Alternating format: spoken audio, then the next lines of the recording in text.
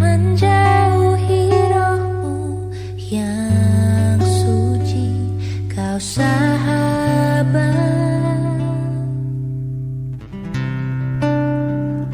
dan kau dekat.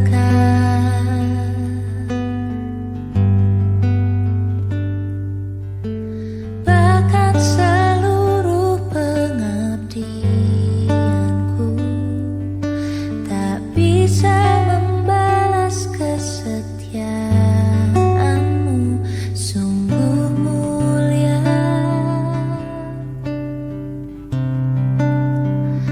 dan berharga, sungguh besar pengorbananmu bagiku, terlalu dalam untuk dimengerti, sungguh besar, sungguh indah yang kau pikirkan tentangku, tak terselami bagiku, sungguh indah.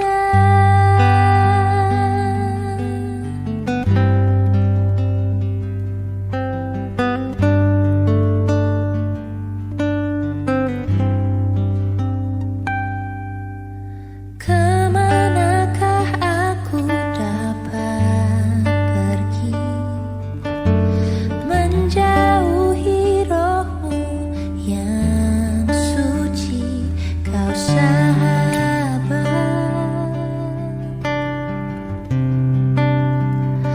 dan kau dekat.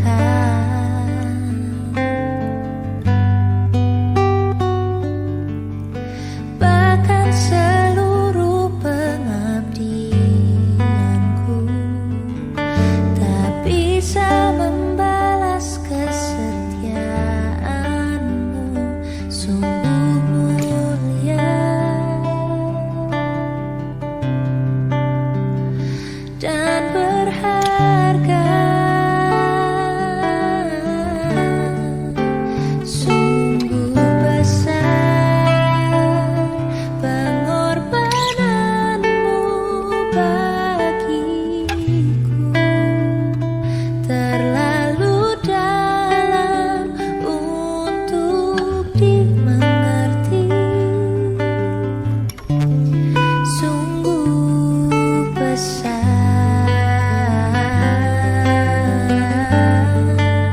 sungguh indah yang kau pikirkan tentangku, tak terselami bagiku, sungguh indah,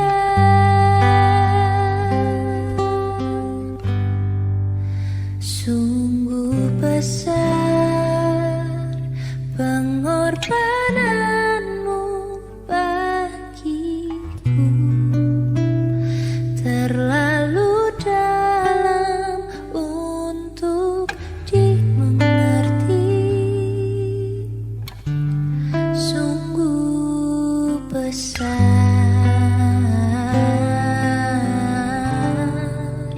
sungguh indah yang kau pikirkan tentangku, tak terselami bagiku, sungguh indah.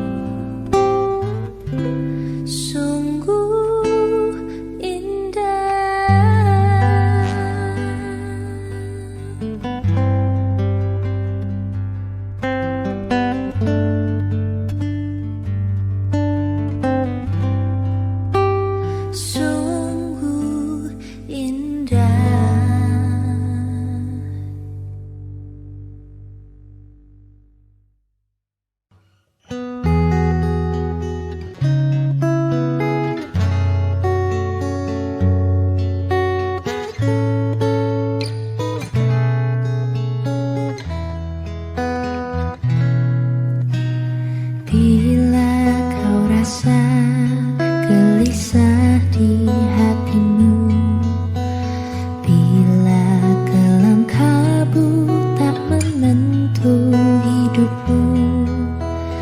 Ingat masih ada seorang penolong bagimu. Yesus tak pernah jauh darimu. Bila cobaan menggodai hatimu, bila sengsara menimpa keadaanmu, ingat Yesus takkan pernah jauh darimu. Dia selalu pedulikan kamu. Berseru memanggil namanya, berdoa dia akan segera menghampiri dirimu. Percaya Yesus tak jauh darimu. Dia hanya sejauh doa.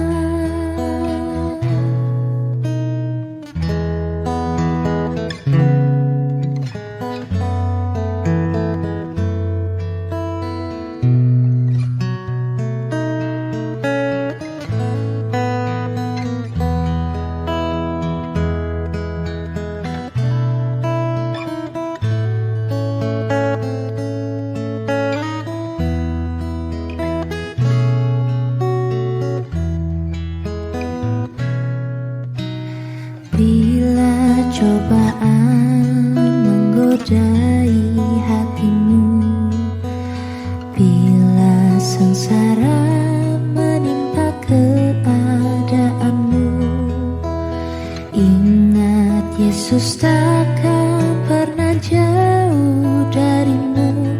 Dia selalu pedulikan kamu. Berseru memanggil namanya, berdoa dia akan segera menghampiri dirimu. Percaya Yesus tak jauh darimu. Dia hanya sejauh doa. Berseru memanggil namanya, berdoa dia akan segera menghampiri dirimu.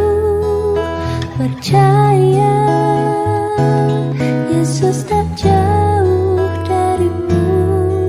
Dia hanya sejauh doa.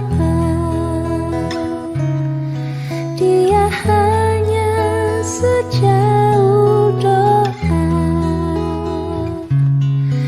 Dia hanya sejauh doa.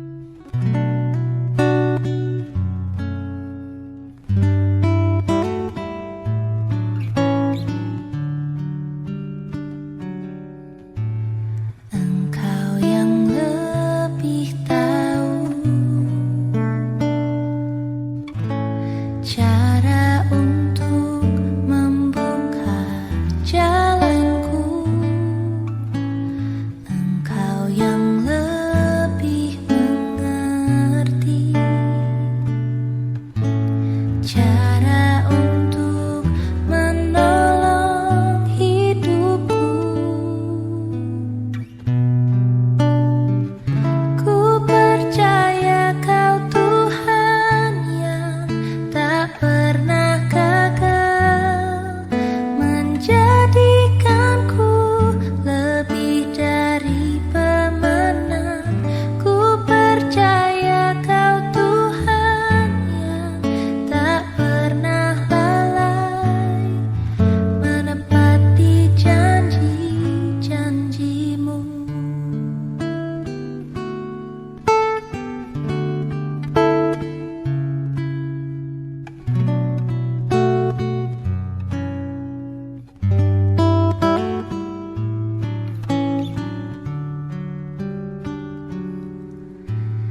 Engkau yang lebih tahu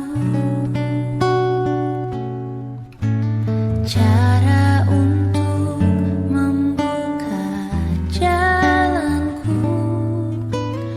Engkau yang lebih mengerti cara untuk menolong hidupku. Ku percaya Kau Tuhan yang tak pernah gagal, menjadikanku lebih dari pemenang. Ku percaya Kau Tuhan yang tak pernah lalai, menepati janji-janji-Mu.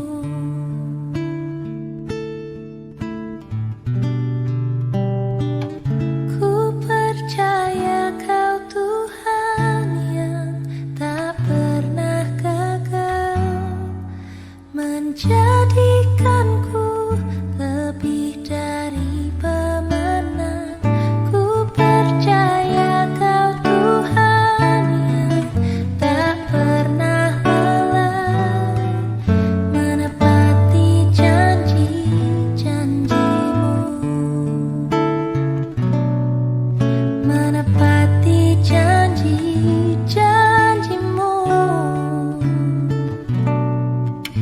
Menepati janji-janji-Mu.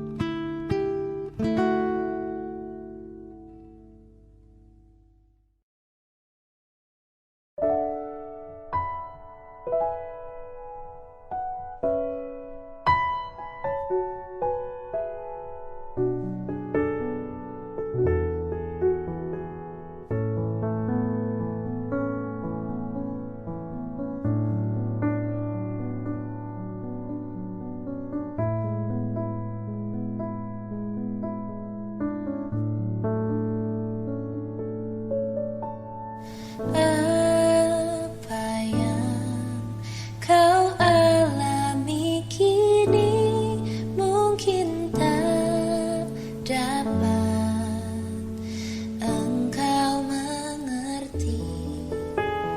Satu hal tanamkan di hati, indah semua yang Tuhan beri.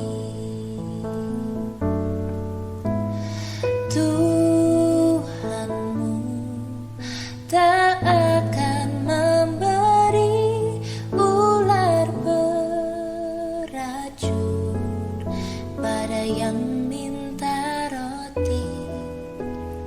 Cobaan yang engkau alami tak melebihi kekuatanmu.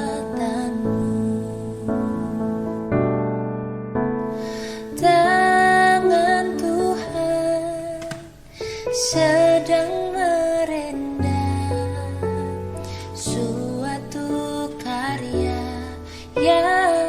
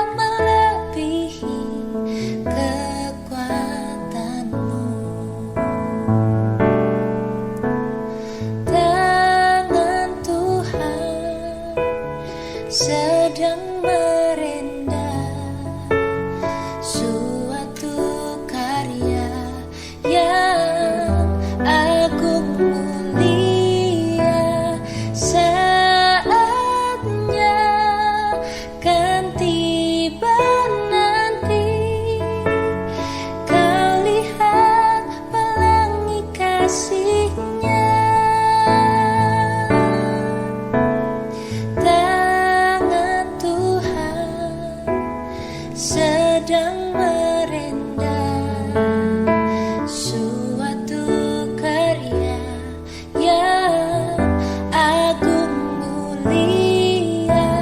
Saatnya kan tiba nanti, kau lihat pelangi kasihnya. Kau lihat pelangi kasihnya.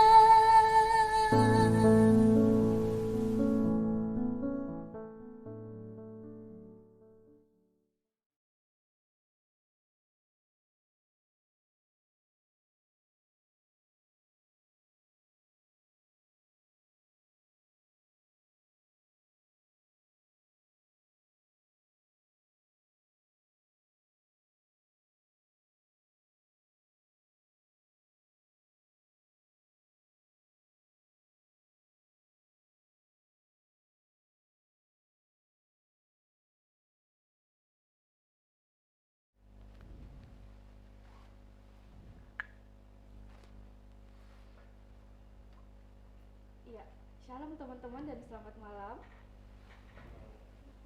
Iya, teman-teman, terima kasih atas kehadiran teman-teman dalam ibadah pembinaan PMK Kota dan PMK Kampus malam hari ini, dan sekaligus ibadah perdana PMK Kota bersama dengan teman-teman PMK Kampus.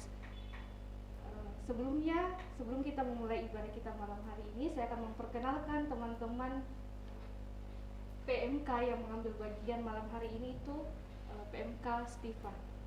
Dan saya juga akan memperkenalkan pelayan firman kita malam hari ini tuh Kak Duelita Seni Sembiring, staf perkantas dari Palu. Baik teman-teman, sebelum kita memulai ibadah kita, saya mempersilahkan teman-teman untuk mengambil bagian.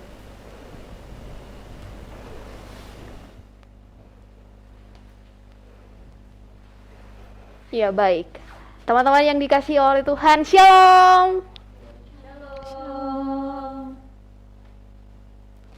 Baik, sebelum kita memulai pembinaan kita pada malam hari ini, saya mengajak teman-teman untuk mungkin kita bisa mengaktifkan kamera kita supaya kelihatan wajah-wajah yang cantik-cantik dan yang ganteng-gantengnya. Oke, saya mau menyapa dulu dari Kak Yusri. Halo Kak Yusri. Shalom.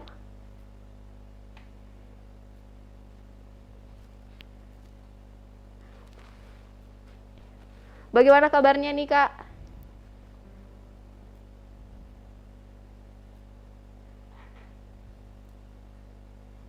Baik, puji Tuhan. Baik, malam hari ini kita akan memulai pembinaan kita. Untuk itu, sebelum kita memulainya, mari kita mulainya dengan saat teduh.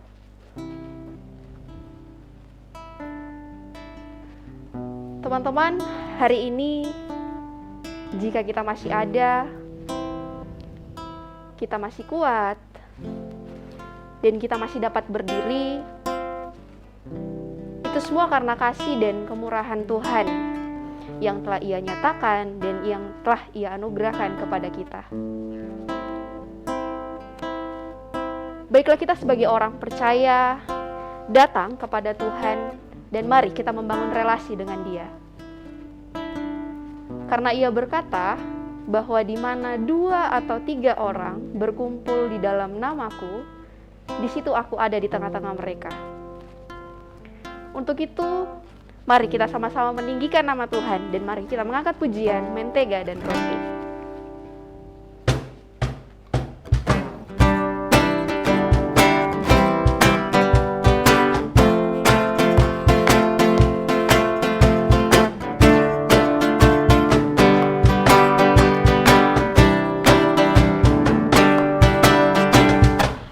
Temanku, ku temanmu, kita selalu bersama,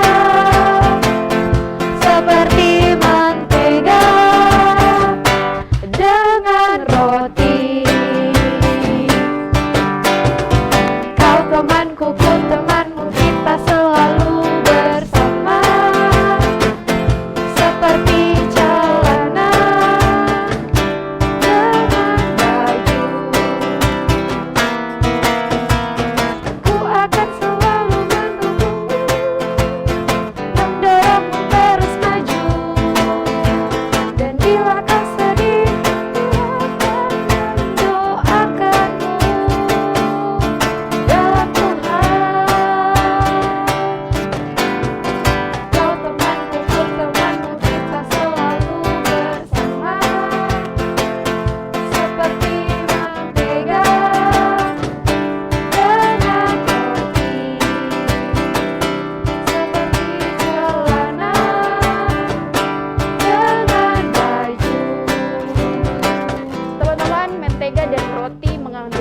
dari sebuah sahabat. Sahabat yang ada di saat suka maupun duka, sahabat yang ada dalam saat kita kesukaran. Dan hanya kita bisa dapatkan itu di dalam Tuhan Yesus. Sekali lagi kita katakan pujian itu. Kau temanku, ku temanmu, kita selalu bersama. Seperti mentega dengan roti. Kau temanku, ku temanmu, kita selalu bersama. Seperti celana dengan baju. Ku akan selalu mendukungmu, mendorongmu terus maju. Dan bila kau sedih, ku akan mendoakanmu dalam Tuhan. Kau temanku, ku temanmu, kita selalu bersama. Seperti mentega dengan roti. Seperti celana dengan baju.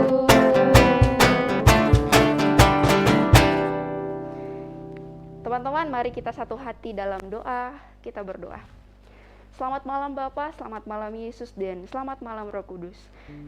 Tidak henti-henti kami menaikkan pujian syukur hanya bagi-Mu. Pada malam hari ini, kami boleh berkumpul bersama-sama dalam pembinaan PMK Kampus dan PMK Kota. Kami percaya walaupun hanya secara online, namun kami dari hari ini kami boleh mendapatkan materi yang sangat luar biasa, dan kiranya materi ini boleh menjadi berkat buat banyak orang dimanapun dan kapanpun kami berada.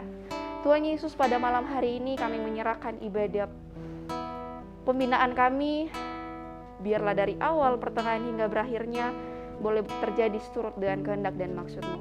Dan inilah doa dan permohonan kami naikkan ke hadapan hadirat-Mu dengan beraskan nama Yesus Tuhan dan Juru Selamat kami. Haleluya, puji Tuhan. Amin. Teman-teman, tiba saatnya kita akan masuk dalam pembinaan. Mari kita angkat pujian di hadirat.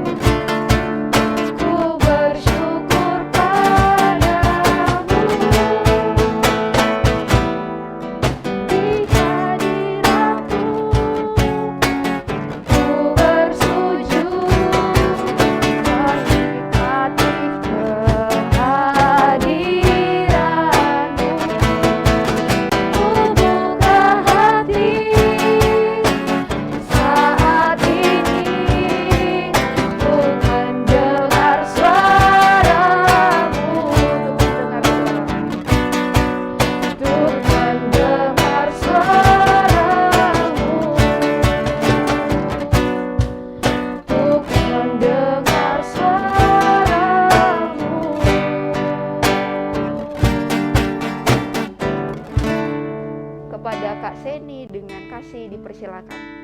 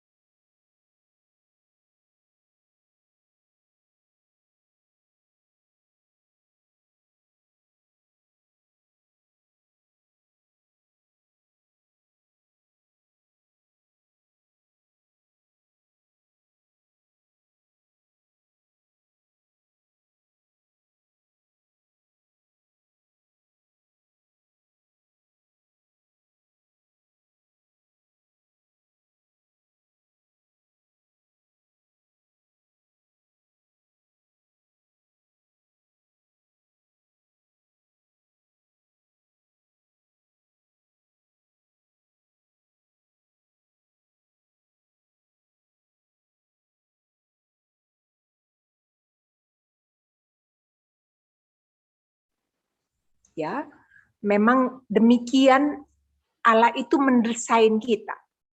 Minta tolong satu orang baca Kejadian 1 ayat 27, bagian ini sudah selalu tentu kalian baca, tapi kita baca sekali lagi bagian ini. Silakan satu orang baca.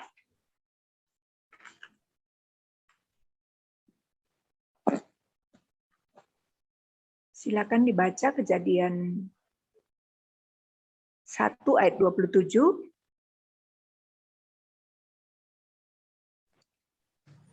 Kejadian pasal 1 ayat yang ke-27. Maka Allah menciptakan manusia itu menurut gambarnya, menurut gambar Allah diciptakannya dia, laki-laki dan perempuan diciptakannya. Ya. Baik. Jadi Allah itu menciptakan manusia itu laki-laki dan perempuan menurut gambar dan rupa Allah. Saya tidak akan membahas panjang lebar apa artinya menurut gambar dan rupa Allah, tetapi ya singkat saya menjelaskan bahwa Allah itu Allah yang berelasi.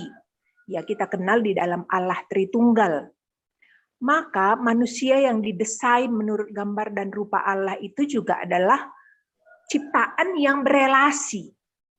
Dan ketika tidak berelasi, maka ciptaan itu tidak berfungsi sesuai dengan tujuan penciptaan.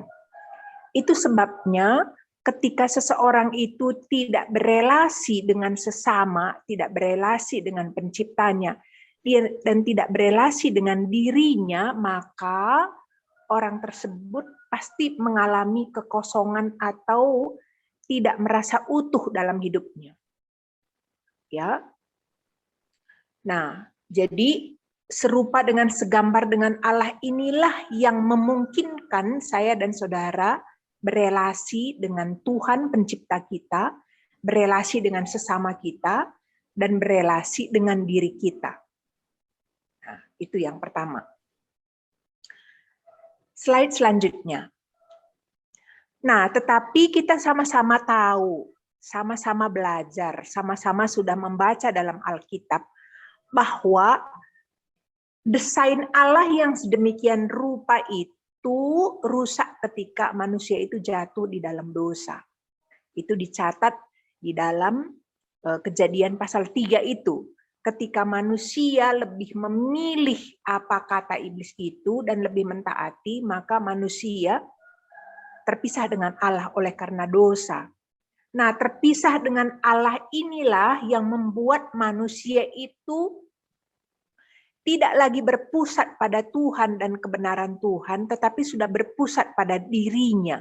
Berpusat pada dirinya inilah yang menyebabkan rusaknya relasi itu. Ya, slide selanjutnya. Nanti kalau di akhir ada pertanyaan, disilakan bisa bertanya. Ya. Nah, oleh sebab itu dosa itu yang membuat dosa itu yang membuat seseorang itu malu, dan itu sebenarnya bukan hanya sekarang, tetapi dari sejak manusia jatuh dalam dosa. Ya, kita baca di dalam Kejadian 3 itu bahwa manusia itu bersembunyi ketika menyadari mereka telanjang. Bersembunyi, menutupi diri mereka dengan daun itu. Apa artinya sebenarnya menutupi itu? Ini menunjukkan bahwa ada perasaan malu. Ada perasaan tidak lagi utuh, sempurna. Ada sesuatu yang kurang di dalam diri. Itu sebabnya Adam dan Hawa menutupi diri mereka, ketelanjangan mereka. Kemudian yang kedua, akibat yang kedua dari dosa itu adalah takut. Takut itu juga dicatat dalam Kejadian 3 itu. Mereka bersembunyi. Kenapa bersembunyi? Karena takut. Takut pada apa? Takut pada pribadi Allah. Takut pada sepribadi di luar diri mereka. Yang mereka harus bertanggung jawab, bersembunyi. Dan saya kira sampai hari ini banyak orang yang bersembunyi, bertopeng. Lain di dalam persekutuan, lain di rumah sendiri. Nah, itu bertopeng.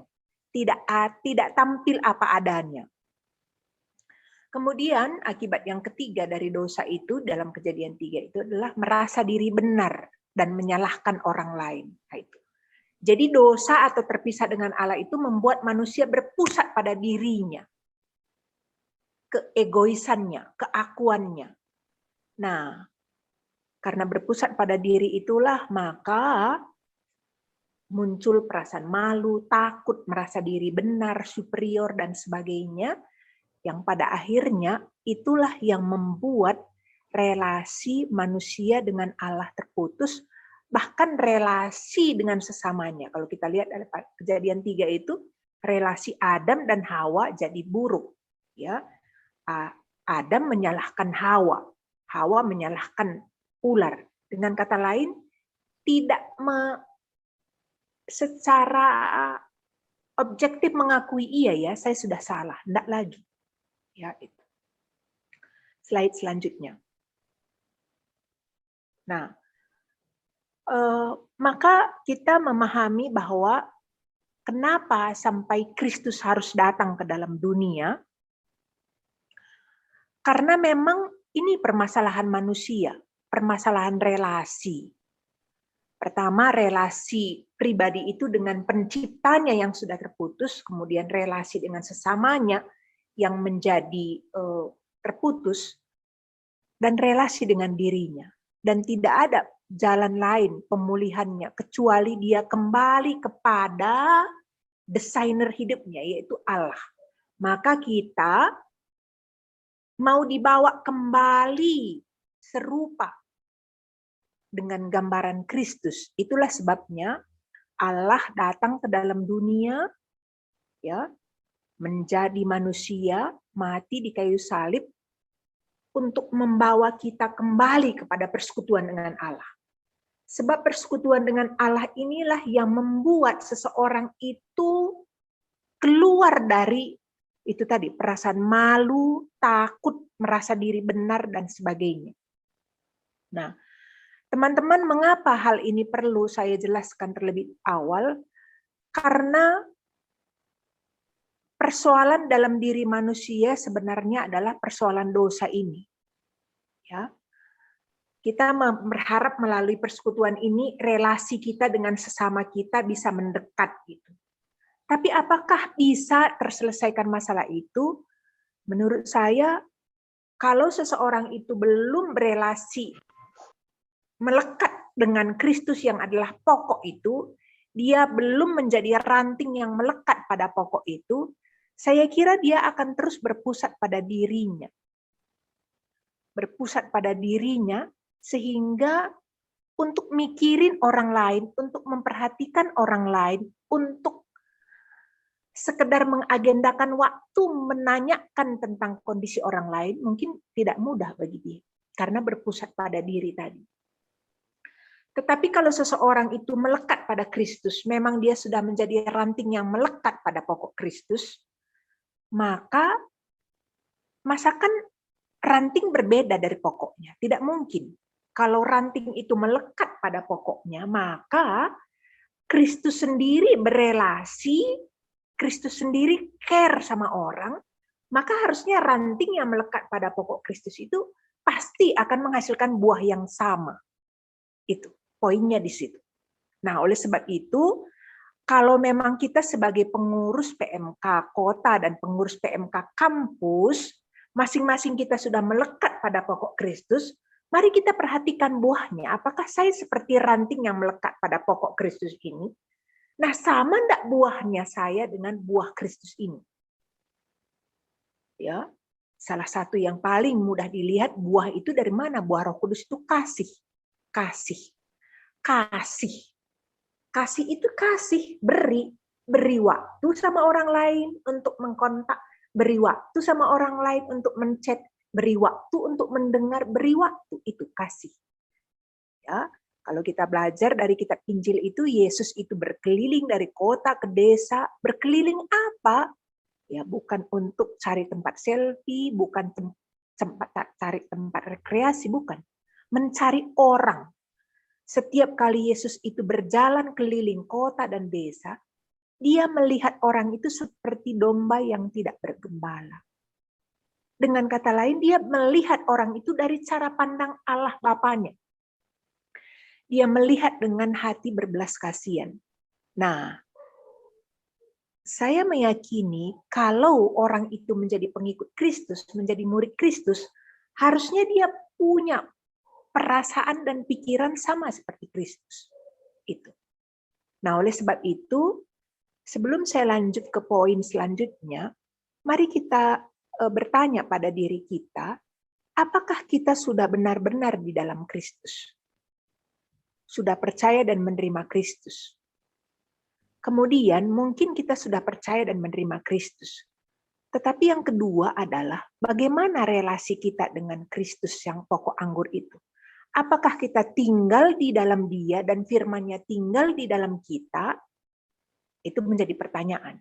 Karena kalau tidak demikian, walaupun tema sore hari ini diajak untuk memikirkan berelasi dengan orang lain, kalau kita masih berpusat pada diri kita bukan berpusat pada Kristus, maka kita tidak akan mudah memperhatikan orang lain.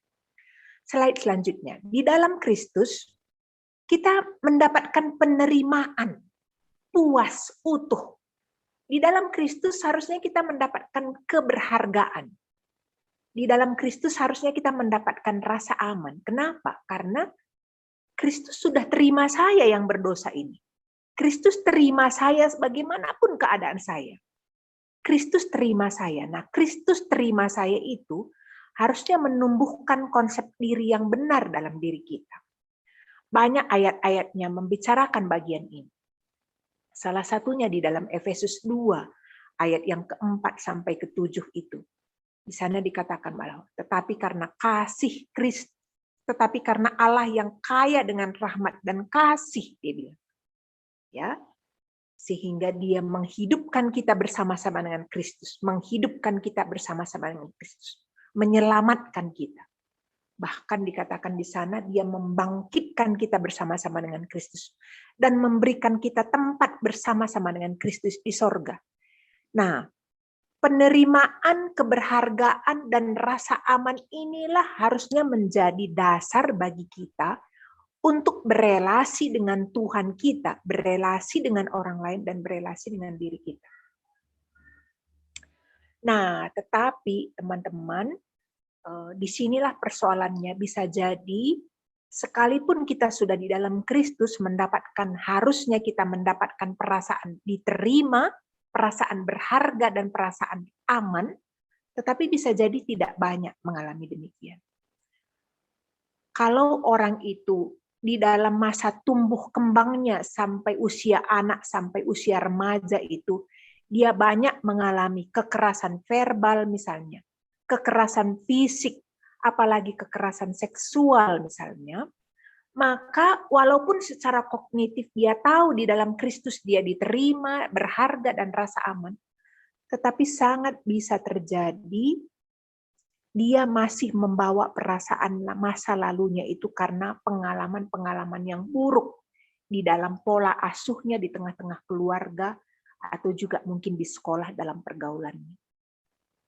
Sehingga itulah yang membuat rasa malu, rasa takut untuk tampil apa adanya, dan tidak merasa aman dengan dirinya sehingga cenderung untuk membenarkan diri dan cenderung menyalahkan diri.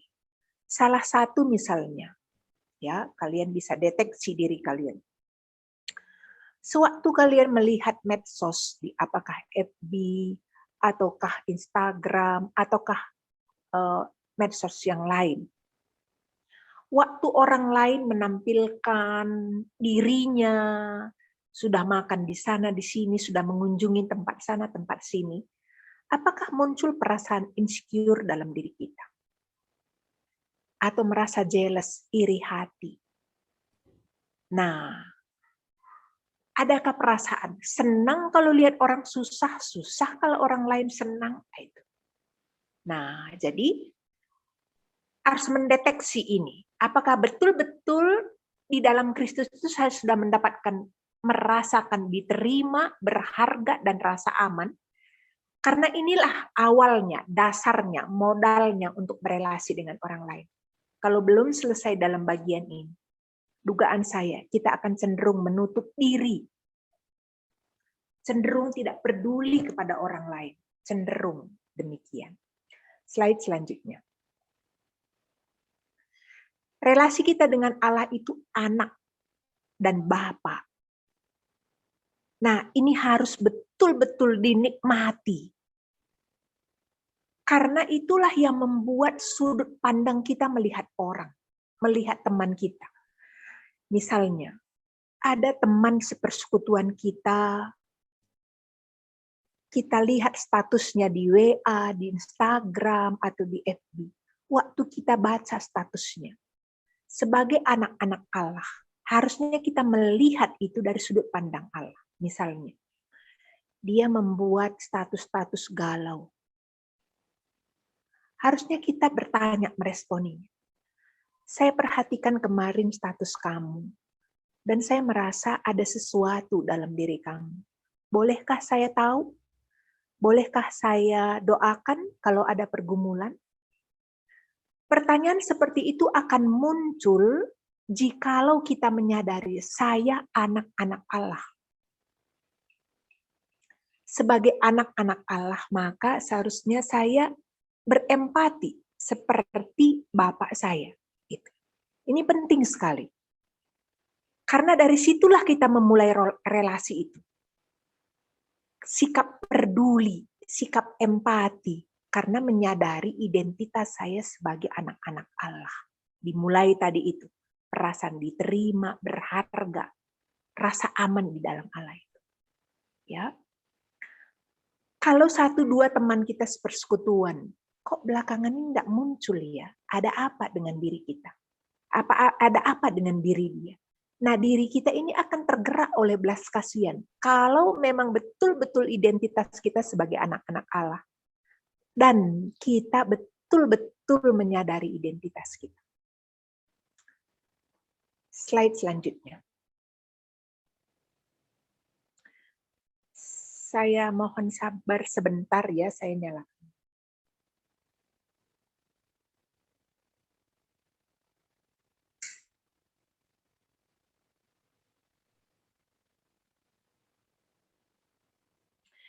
Baik.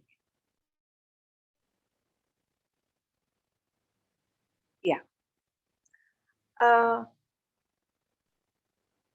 Kita lanjut.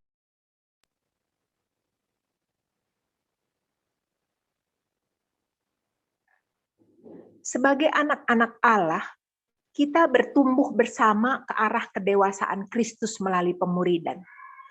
Dan saya kira kalian semua pengurus ini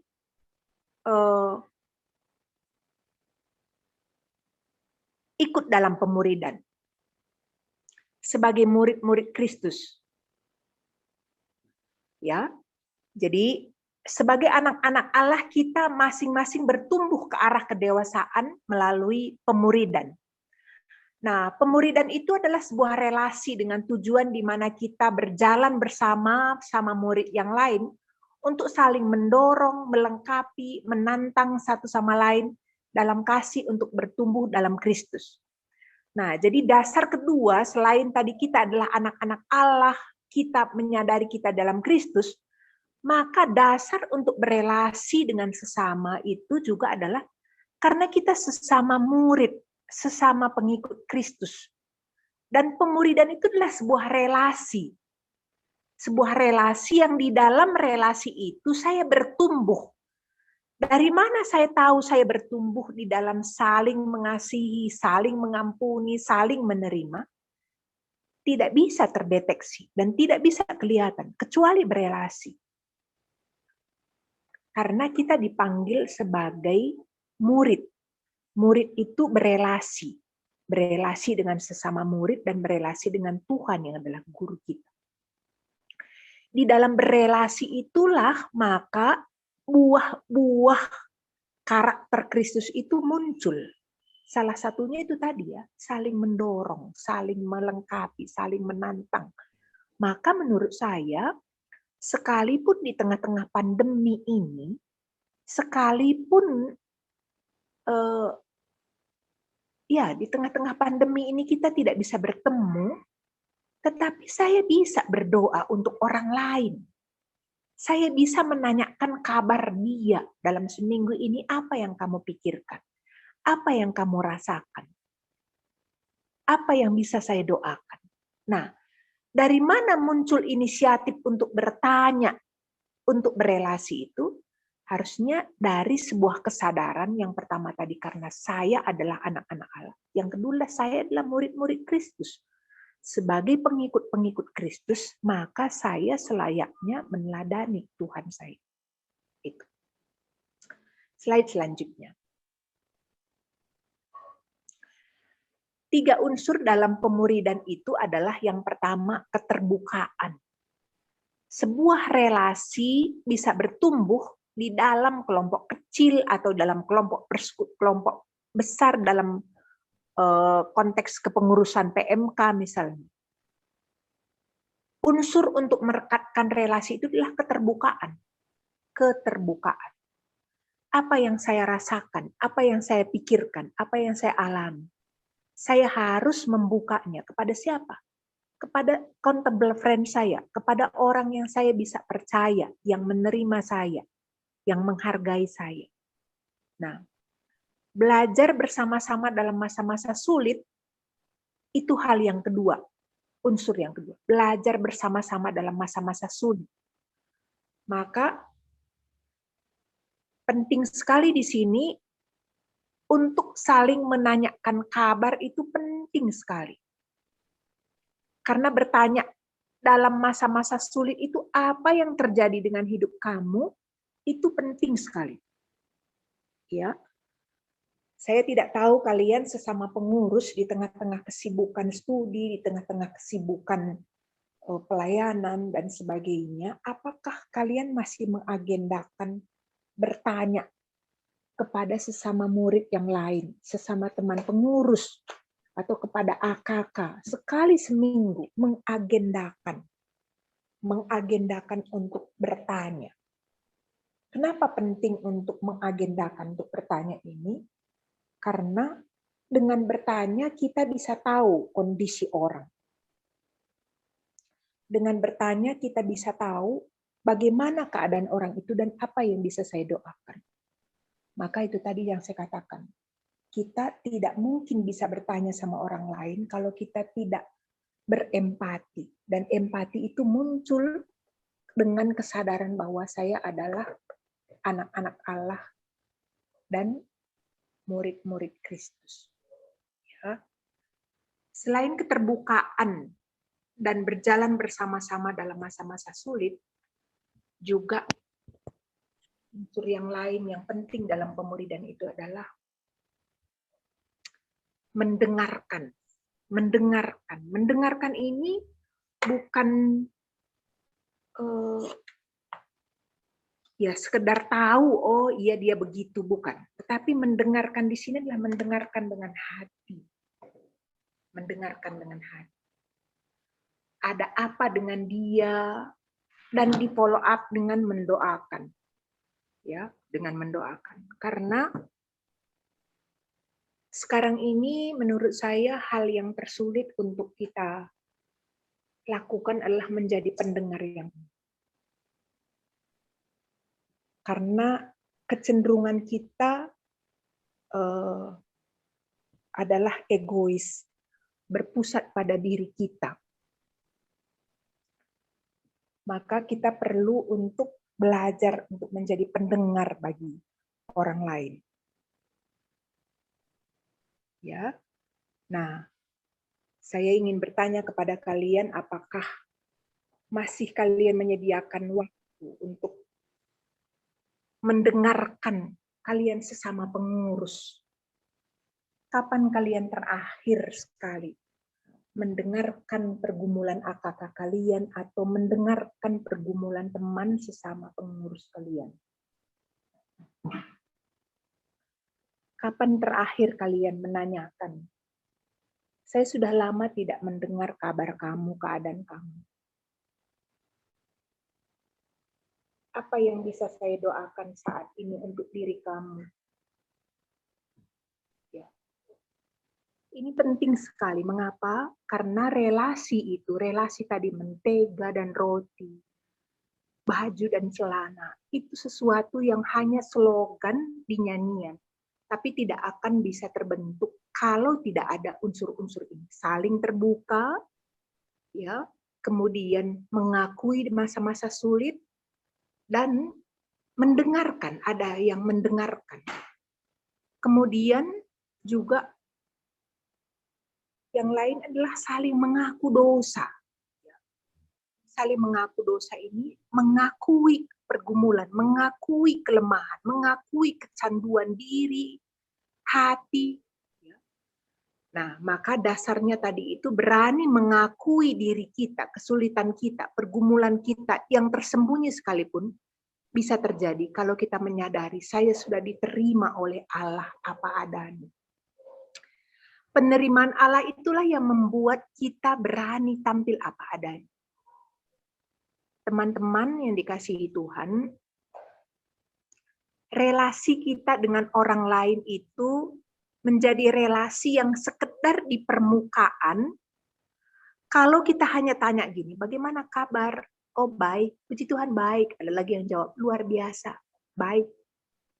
Kalau saya akan bertanya lebih jauh, boleh saya tahu apa yang baik itu? Boleh diceritakan apa yang baik itu?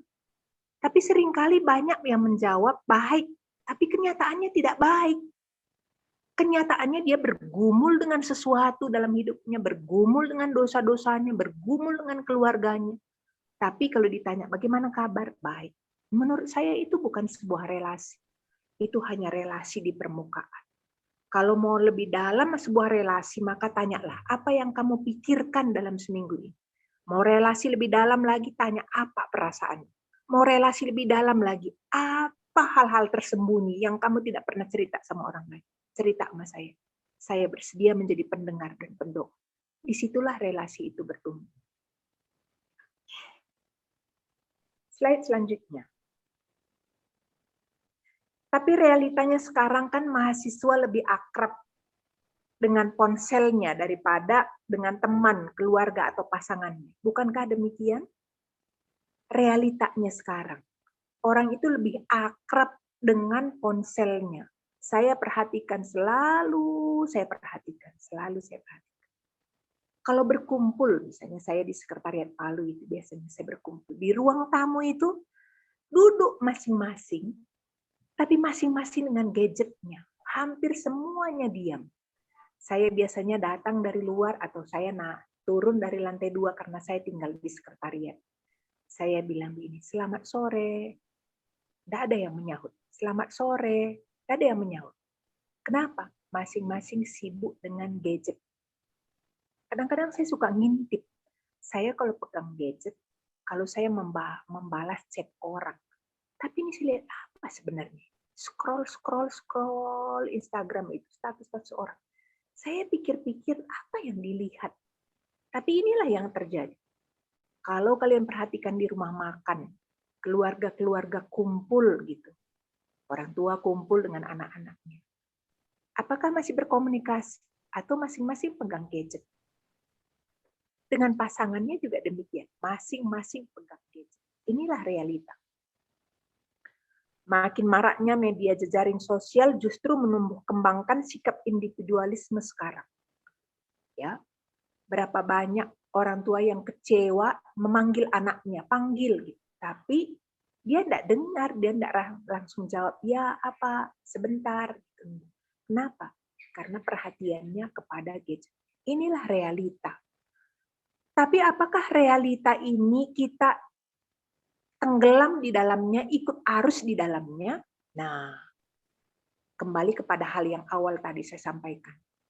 Kalau kita menyadari identitas kita sebagai anak-anak Allah yang sudah ditebus, murid-murid Kristus yang sedang belajar mengikuti Kristus, maka seharusnya kita berbeda dari dunia ini.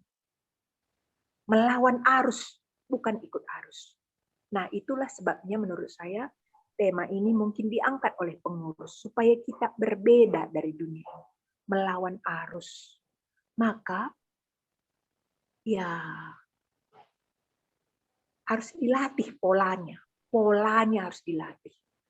Kalau kalian pegang gadget, melihat status-status orang, dan sebagainya. Tujuannya apa? Tanya pada diri, apa tujuan saya? Mau mencari tahu teman saya untuk apa? Untuk sekedar kepo? Atau ingin tahu keadaannya untuk mendoakanmu? Seharusnya sebagai pengikut Kristus, seharusnya untuk tahu dan bawa itu kepada Tuhan. Tapi kalau sekedar kepo, apalagi menimbulkan iri hati, cemburu, merasa tidak aman, ya menurut saya berarti ada something wrong dengan spiritual kita. Ya. Slide selanjutnya. Pelayanan sekarang, pelayanan yang harusnya dibangun adalah pelayanan relasional.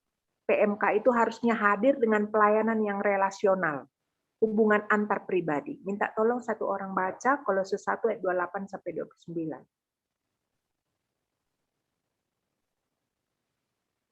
Silakan dibaca.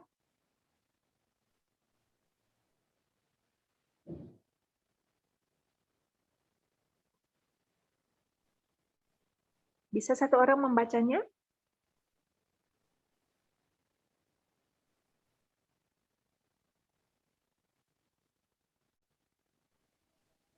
Halo Kolose teman-teman. 1 ayat Ya. 28 sampai 29, Ya. firman Tuhan, Dialah yang kami beritakan apabila tiap-tiap orang kami nasihati dan tiap-tiap orang kami ajari dalam segala hikmat untuk memimpin tiap-tiap orang kepada kesempurnaan dalam Kristus. Itulah yang kuusahakan dan kupergumulkan dengan segala tenaga sesuai dengan kuasa-Nya, yang bekerja dengan kuat di dalam aku. Amin, firman Tuhan. Ya, baik. Perhatikan di situ ya, bahwa Paulus bilang, dialah yang kami beritakan. Siapa yang diberitakan Paulus? Yesus Kristus.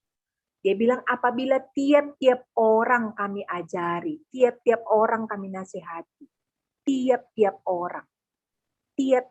orang ini menunjukkan bahwa penting sekali relasi personal antara yang melayani dan yang dilayani. Baru di situ Paulus bilang, kami ajari, kami. Relasi personal antara pelayan dengan pelayan. Maka PMK itu harusnya hadir untuk memberi pelayanan relasional ini. Tiap-tiap orang. Tiap-tiap orang yang kita layani itu kita tahu apa persoalan hidupnya. Kita tahu apa penghambat pertumbuhannya. Kita tahu. Bagaimana kita tahu kalau sesama pengurus tidak saling tahu dan tidak saling berelasi? Maka disinilah pentingnya harusnya relasi itu dibangun antar pengurus terlebih dahulu. Relasi personal ini. Hanya dengan demikian kita bisa berelasi dengan orang yang kita layani. Dan relasi dengan sesama pengurus bisa terbangun kalau ada relasi dengan pribadi yang diberitakan itu. Dialah yang kami beritakan. Maka harusnya berelasi dengan Kristus itu. Ada hubungan pribadi yang mendalam dengan Kristus pokok anggur itu. Barulah ranting itu bisa menghasilkan buah. Para pelayan dan PKK harusnya terlibat secara pribadi dengan orang-orang yang dilayani. Slide selanjutnya. Oleh sebab itu, harus belajar melihat diri sebagai orang yang dikasihi Allah atau dicintai Allah, barulah bisa berelasi dengan sesama dan diri sendiri. Melihat diri sebagai pribadi yang dicintai Tuhan, itu membuat pribadi itu berelasi dengan dirinya. Berelasi dengan diri ini seperti ini. Kita mengasihi diri kita, baru kita bisa mengasihi orang lain. Karena firman Tuhan juga bilang, kasihilah sesamamu seperti dirimu sendiri. Jadi kalau dirinya sendiri dia tidak bisa terima karena kekurangan masalah fisik lah, kekurangan masalah intelektual, kekurangan masalah karakter, kekurangan apapun, maka pasti dia akan sulit menerima orang lain. Kalau dia juga cenderung menghakimi dirinya, kenapa saya begini, kenapa saya begitu, kenapa saya begini, maka dia juga akan kecenderungan menghakimi orang lain. Ya, itu secara otomatis. Nah, oleh sebab itu, belajar melihat diri sebagai orang yang dicintai Tuhan, mulai dari identitas di dalam Kristus dan diterima sebagai anak. Slide selanjutnya. Relasi dengan Allah itu perlu proses dan waktu. Ya, sebagian ini tidak akan saya bahas panjang karena tentu kalian sudah memahami ini. Relasi dengan Allah itu perlu proses. Perlu ada waktu yang di dalam waktu itu kita berkomunikasi dengan Dia. Berbicara kepada Dia dan mendengarkan firman. Itu dengan Allah. Slide selanjutnya. Maka relasi dengan sesama juga demikian, perlu proses dan waktu. Prosesnya itu seperti apa? Yang seperti tadi saya sudah jelaskan. Perlu ada keterbukaan, perlu saling berbagi hidup, perlu ada mendengarkan, perlu ada pengakuan, saling terbuka satu sama lain tentang hal-hal yang memalukan sekalipun. Proses. Dan perlu ada waktu. Ya, perlu ada waktu. Tidak mungkin kita sebulan, 2 bulan bertemu lalu akrab, tidak mungkin. Perlu waktu untuk menumbuhkan sebuah relasi. Nah, oleh sebab itu, kalian sebagai pengurus-pengurus PMK kota maupun PMK kampus, sudah berapa lama kalian saling mengenal? Sudah proses apa kalian jalani? Apakah ada keterbukaan, saling mendoakan, saling menanyakan kabar, tetapi menanyakan kabar itu sebaiknya jangan sekedar kabar baik, sudah sampai di situ saja, tanya lebih dalam. Ya. Slide selanjutnya. Relasi dengan sesama itu tumbuh jikalau ada 2 hal ini. Minta tolong bagian yang terakhir ini silakan baca Kisah Rasul 20 ayat 31 dan yang kedua 2 Timotius 2 ayat 2 sampai 3. Silakan dibaca.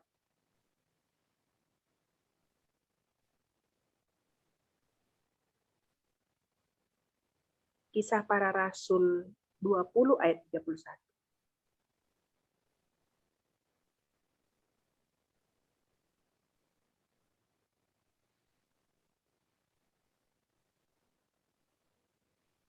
Bisa satu orang membacanya?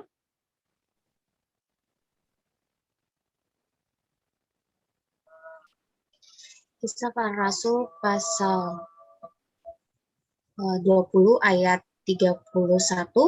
Sebab itu berjaga-jagalah dan ingatlah bahwa aku 3 tahun lamanya siang malam dengan tiada berhenti-hentinya menasihati kamu masing-masing dengan mencucurkan air mata. Baik. Komunikasi intens. Paulus bilang di situ kepada jemaat Efesus 3 tahun lamanya. Dengan tidak henti-henti menasihati. 3 tahun lamanya. Kita lihat di sini ya. Ada proses dan waktu. Dan ada komunikasi intens. Relasi mentega dan roti seperti kalian nyanyikan tadi bisa terbangun kalau ada komunikasi intens. Teratur. Ya. Baik, yang kedua. 2 Timotius 2 ayat 2 sampai 3.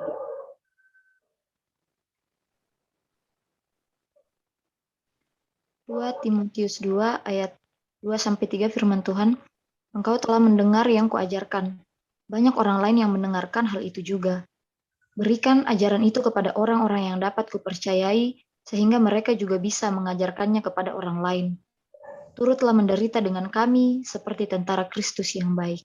Amin. Baik, sepertinya saya salah ketik. 2 Timotius 1 ayat 2 sampai 3. Maafkan saya salah nih. 2 Timotius 1 ayat 2 sampai 3. 2 Timotius 1 ayat 2 sampai 3. Firman Tuhan, kepada Timotius, anakku terkasih, semoga Allah Bapa dan Kristus Yesus Tuhan kita memberikan berkat, rahmat, dan damai sejahtera kepadamu. Aku selalu mengingatmu dalam doaku siang dan malam. Aku bersyukur kepada Allah yang aku sembah. Oh, maaf Kak, di sini saya pakai versi terjemahan yang mudah dibaca. Saya ulangi. Tidak apa-apa. Dari 2 Timotius 1 ayat 2 sampai 3 firman Tuhan, Kepada Timotius, anakku yang terkasih, kasih karunia, rahmat, dan damai sejahtera dari Allah Bapa dan Kristus Yesus Tuhan kita menyertai engkau. Aku mengucap syukur kepada Allah yang kulayani dengan hati nurani yang murni seperti yang dilakukan nenek moyangku dan selalu mengingat engkau dalam permohonanku baik siang maupun malam. Baik. Perhatikan di situ ya. Bagaimana relasi Paulus dengan Timotius itu? Anakku yang kekasih. Ya, anakku yang kekasih. Ini menunjukkan bahwa di dalam proses dan waktu Paulus berelasi dengan Timotius itu ada tumbuh rasa kasih. Bagaimana menumbuhkannya? Paulus bilang di situ, siang dan malam mendoakan. Siang dan malam mendoakan Timotius. Kasih itu harus ada buktinya. Kasih itu harus dibuktikan. Tidak bisa sekedar bilang, saya mengasihi dia. Tapi tidak ada actionnya, tidak ada tindakannya. Dari mana kita bisa melihat Paulus mengasihi Timotius? Dari keseriusannya, intensitas mendoakannya. Kenapa kita mendoakan seseorang? Karena orang itu penting bagi kita. Kita kasih. Salah satunya orang tua kita. Kan kita selalu doakan, bukan? Orang-orang yang kita kasihi, kita doakan, bukan? Nah, pertanyaannya sekarang, apakah sesama pengurus merasa teman sepengurusannya itu penting? Apakah kita mengasihi dia? Kalau penting dan mengasihi dia, harusnya ada komunikasi yang intens. Ada doa yang tulus yang dinaikkan bagi orang yang dikasih. Maka sebagai penerapan harusnya dari bagian firman Tuhan ini.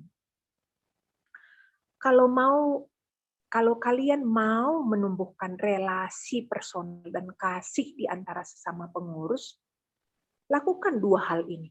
Komunikasi intens. Kalaupun pandemi, kita sekarang di tangan kita bisa ada gadget untuk menghubungkan kita.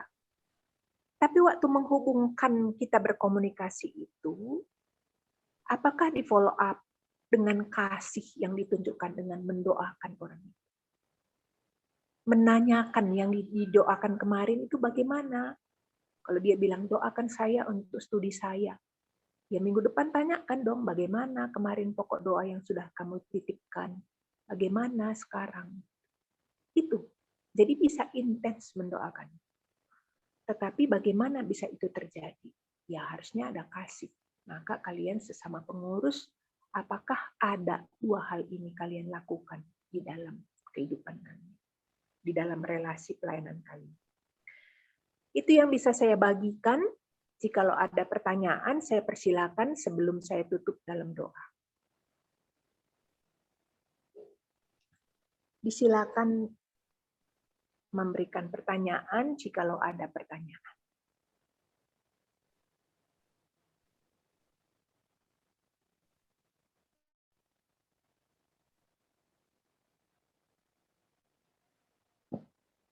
Apakah ada yang mau bertanya?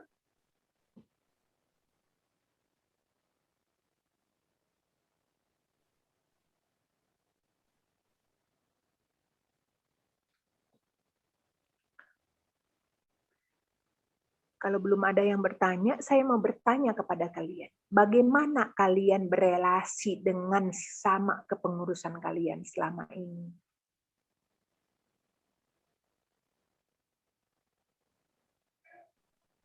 Mungkin Kak. Ya. Ya, jadi memang kayaknya kalau yang jadi kendala tadi dapatnya biasa yang intens ditanyakan itu kalau ketika ada tugas dan tanggung jawab yang ditanyakan. Cuman kalau di BMK Kota sendiri Kak, mungkin seperti kalau yang menjalin relasi terhadap sesama itu memang dibuatkan jadwal untuk sahabat doa, jadi masing-masing dipasangkan. Tapi kami kasih catatan, kalau bisa nanti ketika sahabat doa itu saling sharing doa itu dilakukan secara saling menelpon untuk berbagi. Cuman walaupun memang kadang terlupakan, terlambat, nah itu langkah yang sudah dilakukan. Tapi memang kadang menjadi kendala karena kita kalau ada tugas saja atau ada tanggung jawab program kerja baru kita cari orang. Tapi kadang untuk bahas masalah pribadi itu masih kurang Kak kerinduannya. Oke, baik. Itu Kak, kalau kondisinya. Ya, inilah salah satu permasalahan menurut saya di persekutuan, termasuk perkantas. Relasi kita dengan sesama pengurus, orang-orang yang kita layani atau yang melayani adalah relasi kerja. Ya, bagi kita, program kita, pelayanan kita lebih penting dari pribadi orang itu. Saya sekarang setelah belajar konseling dan belajar belajar integrasi teologi dan psikologi itu saya menyadari saya juga dulu banyak melakukan kesalahan, saya pikir. Kadang-kadang lebih penting program, lebih diutamakan program berhasil dibanding ada apa dengan dirinya. Ya, ada apa dengan dia dan dirinya. Ya. Saya kalau di Palu saya bilang saya lebih manusiawi sekarang. Karena bagi saya lebih penting pribadi orang yang melayani itu dibanding dari kinerjanya dalam pelayanan.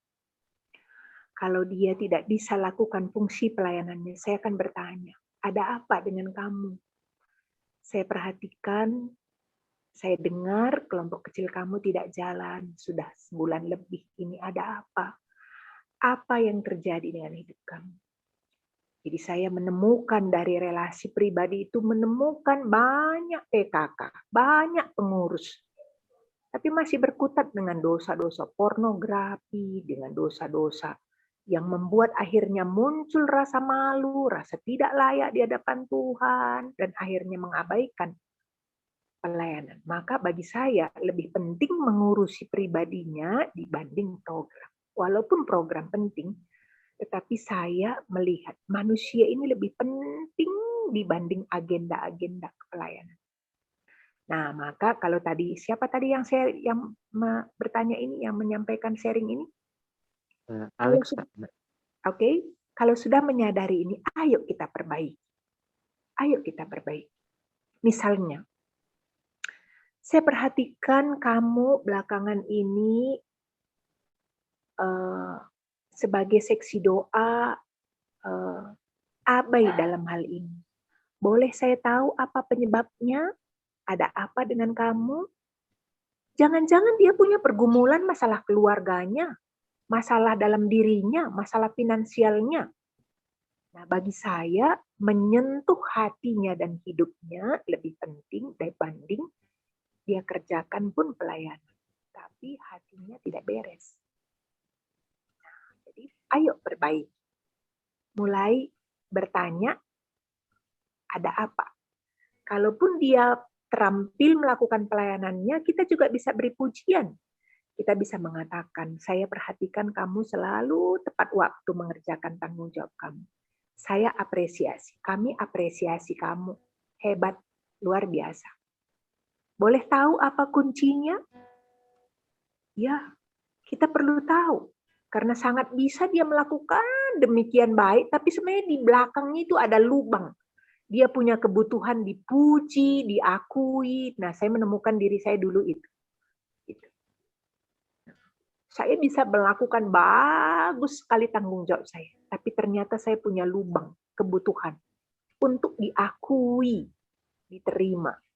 Begitu ada orang yang mencela atau mengkritik pelayanan saya rasa seperti balon yang ditiup kencang, tiup besar, lalu ditusuk jarum. Gitu. Ya, itu sumber burnout saya. Ternyata saya temukan itu setelah belajar konseling. Oke. Ya. Nah, maka itu tadi saya bilang yang di awal. Menemukan keberhargaan dalam Tuhan. Puas, bukan hanya sekedar tahu di kognitif, tetapi juga merasakan di area afektif perasaan. Oke, jadi mulai ya, sesama pengurus mulai, coba. Cuma mulai melatih untuk menanyakan kabar. Bahwa dia itu penting bagi saya. Kehadiran dia sebagai pengurus itu penting bagi saya. Kenapa? Itu tadi, kalau kita melihat dia juga anak Allah, ya, dia anak Allah gitu. Dia saudara saya, karena sama-sama Bapak kami, dia anak-anak Allah. Nah, jadi sesama anak-anak Allah ini membuat saya peduli, ada apa dengan kamu? Ya, sesama murid Kristus itu membuat saya ingin tahu bagaimana perjalanan spiritualnya sebagai sesama murid. Itu. Jadi belajarlah melihat orang lain itu dari sudut pandang Kristus. Ya, oke. Terima kasih sharingnya. Ada lagi yang lain?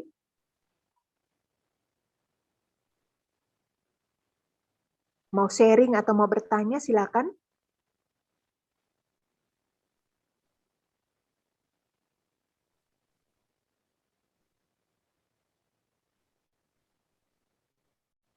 Masih ada Kak?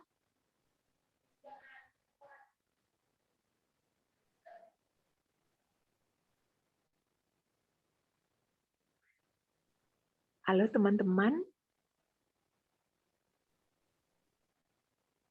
Kalau tidak ada, saya akhiri di dalam doa.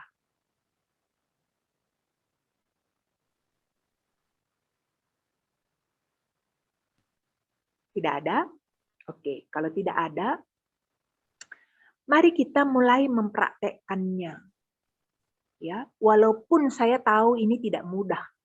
Pelajaran malam hari ini sangat bisa hanya sebagai pengetahuan di kognitif kita, tapi minimal praktekkanlah dalam seminggu ini. Siapa? Tentu tidak semua pengurus kita bisa berelasi dekat, tidak semua pengurus. Tapi minimal pengurus inti, pernahkah ketua bertanya sama sekretaris atau bendahara? Kalau nanya kabar sekedar jawab baik katanya, tanya lebih jauh. Boleh saya tahu apa yang baik? Boleh diceritakan kondisi yang baik itu? Kenapa bertanya lebih jauh seperti itu? Supaya apakah jawabannya basa-basi atau tidak? Itu salah satu contoh. Contoh yang lain bisa bertanya. Boleh saya tahu apa yang kamu rasakan belakangan ini di dalam mengerjakan tugas-tugas pelayanan kamu? Sebagai seksi acara, seksi ibadah, boleh saya tahu apa yang kamu rasakan dalam tim kamu? Karena banyak kali kita membicarakan perasaan yang takut. Mungkin ada sebel, jengkel sama teman sepelayanan, tapi tidak berani ngomong. Nah, mulai menanyakan apa yang kamu rasakan. Lalu yang lain bisa tanyakan, apa yang kamu pikirkan tentang pelayanan kita? Apa yang kamu pikirkan dengan tim kepengurusan kita? Gitu. Mulai belajar menanyakan itu. Dan jangan sekedar tanya, itu tadi yang Paulus lakukan terhadap Timotius. Doakan siang dan malam. Saling mendoakan, apakah kalian lakukan sebagai sesama pengurus? Jangan sampai mendoakan hanya program loh. Kami doakan Tuhan untuk ibadah pembinaan PMK hari Senin tanggal 14. Hanya programnya. Tapi tidak doakan pribadinya. Tuhan tolonglah si Anu. Tapi si Anu itu ada apa dengan si Anu itu? Kalau tidak dicari tahu ya tidak tahu. Harus cari tahu. Misalnya, bagaimana persiapan kamu menjadi MC di ibadah PMK tanggal 14 itu? Nah, tak tahu siapa yang bertugas menanyakan, tanyakan. Ya, misalnya seksi acara atau seksi ibadah, tanya, bagaimana persiapan kamu? Bagaimana kondisi hati kamu? Adakah yang menghalangi kamu untuk pelayanan di hari Senin nanti? Buatlah pertanyaan-pertanyaan yang terbuka, yang membuat dia harus cerita keadaan. Lalu waktu dia cerita itu, bawa dalam doa. Kemudian selain itu, mulailah jeli. Sesama pengurus itu kan bisa dilihat, ya apa istilahnya. Kalian kan generasi milenial ini lebih tahu gitu. Melihat status-status orang itu, kalian lihat emotikon yang dia kirim waktu mengirimkan status atau apapun itu. Nah dari situ itu bereaksilah dengan hati. Ada apa dengan dia ini ya? Gitu. Langsunglah chat, japri pribadi. Saya lihat kemarin emotikon yang kamu buat sedih. Bolehkah saya tahu apa yang membuat kamu sedih? Belajar care. Mulailah dari lingkaran dari pengurus. Kiranya Tuhan menolong kita melakukan ini. Saya juga terus-menerus belajar. Tapi mari kita lakukan. Perlu mengambil waktu berelasi dengan orang lain. Jangan sampai gadget ini membuat kita berpusat pada diri kita. Tapi harusnya gadget ini membuat kita terhubung dengan orang-orang yang kita layani dan sesama pelayan. Gadget ini harus menghubungkan kita. Jangan gadget ini membuat kita menjadi eksklusif, berpusat pada diri. Kiranya Tuhan menolong kita. Mari kita berdoa.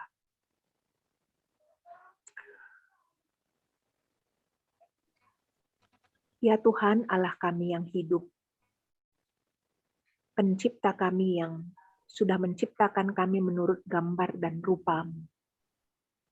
Oleh karena Engkau mendesain kami segambar dan serupa dengan-Mu lah yang memungkinkan kami berelasi dengan Engkau, dan berelasi dengan sesama kami, dan berelasi dengan diri kami. Kami sangat bersyukur ya Bapa, karena sekalipun kami sudah jatuh dalam dosa, Engkau mencari kami. Engkau berinisiatif untuk menghubungkan kembali kami manusia yang berdosa dengan diri-Mu yang kudus, melalui Engkau datang dalam rupa manusia. Dan Engkau mau mati di kayu salib untuk mendamaikan kami dengan Allah yang kudus. Di dalam Engkaulah Tuhan Yesus, sehingga kami boleh menyapa Allah itu menjadi Bapa kami. Sebagai anak-anak-Mu, sebagai murid-murid Kristus, maka memang seharusnya kami berelasi satu sama lain. Bukan sekedar relasi kerja karena program pelayanan kami, karena sama-sama pengurus, tetapi karena kami sama-sama anak-anak Allah, kami sama-sama murid-murid Kristus, kami sama-sama gereja, orang yang dipanggil keluar dari gelap kepada terang, maka seharusnya kami berelasi. Oleh sebab itu tolonglah ajari kami berelasi. Dan bisa jadi ya Bapak, kami pun masih kesulitan berelasi dengan orang lain. Karena masih ada perasaan malu dengan diri kami, tidak aman dengan diri kami, atau juga mungkin merasa kurang berharga dibanding orang lain. Karena kami punya pengalaman dibanding-bandingkan, maka kami juga jatuh dalam kebiasaan dan pola membanding-bandingkan. Itu bisa menjadi sekat-sekat yang membuat kami kurang bisa berelasi dengan bebas. Tolong kami untuk mendapatkan pertolongan jikalau itu kami alami. Bapa kami dalam surga, tolonglah kami supaya kami bisa berelasi dengan sesama kami. Terlebih berelasi dengan diri-Mu yang adalah Allah Bapa kami. Dan berelasi dengan diri kami secara pribadi. Tuhan tolong. Ini doa kami Bapa, sempurnakanlah perenungan dan materi yang sudah disampaikan. Kiranya Engkau menolong kami masing-masing mengingat bagian ini dan mempraktekkan di dalam hidup kami dan secara khusus dalam tim kepengurusan kami. Dalam nama Tuhan Yesus, amin. Saya kembalikan kepada MC. Baik, terima kasih kepada Kak Seni. Luar biasa malam hari ini materinya. Di sini saya dapat sebuah pelajaran atau sebuah kesimpulan bahwa dosa terkadang merusak relasi manusia dengan Tuhan.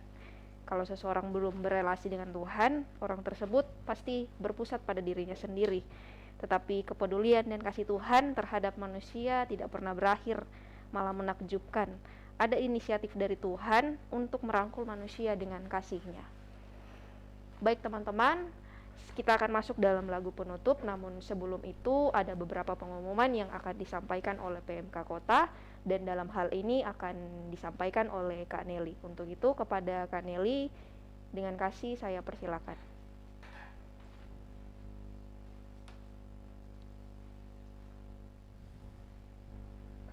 Ya, oke teman-teman, sebelum saya masuk di beberapa pengumuman, ucapan terima kasih kepada Kak Seni yang telah men-sharingkan firman Tuhan malam hari ini. Ucapan terima kasih juga untuk teman-teman PMK Stiva yang sudah melayani kita malam hari ini. Dan kami juga mengucapkan terima kasih kepada teman-teman yang sudah join malam hari ini di pembinaan PMK Kampus dan PMK Kota.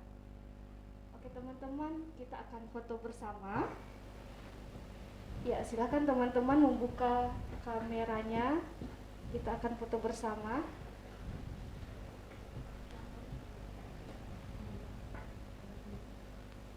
Ya, yang teman-teman yang jaringannya mungkin bagus, silakan on cam.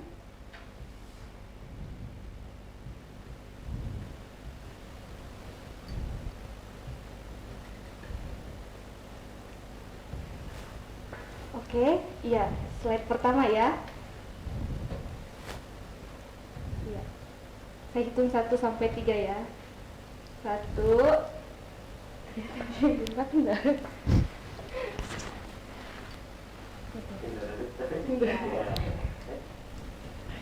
Oke. Iya. Siap ya? 1, 2, 3. Oke, slide kedua.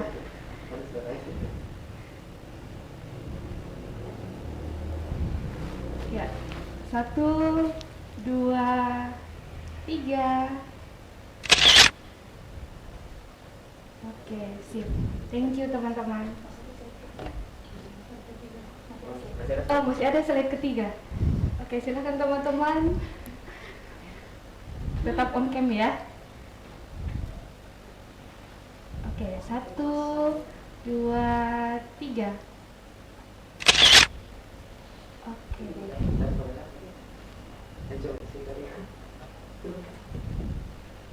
Ya. Beberapa pengumuman teman-teman. Jadwal PMK Kota dan PMK Kampus itu diadakan nanti tanggal 21 Maret jam 18.30 WITA. PMK yang diundang itu ada PMK Stiva, Sandi Karsa, Atmajaya, Permakiti, Permakris Poltekes. Ya, jadi kita setiap bulannya akan mengundang 5 PMK ya dalam jam 2 ini untuk mendengarkan secara langsung kondisi dan masing-masing PMK dan kita akan berdoa bersama. Ya, pelayannya nanti ini di tanggal 21 itu Saudari Siwening si Vanilla Gizi, Sarjana Gizi. Oke, pembinaan kakak kelompok kecil diadakan tanggal 28 Maret. Jamnya sama 18.30 WITA. Temanya Pemuridan Yesus berjalan bersama. Pembicaraan itu Kak Anton Katoba MDiv. Ya, teman-teman jangan lupa join ya. Kita akan tetap pembinaannya ini lewat Zoom ya, Zoom meeting. Kita akan melanjutkan ibadah kita. Kepada teman-teman dan kasih dipersilakan.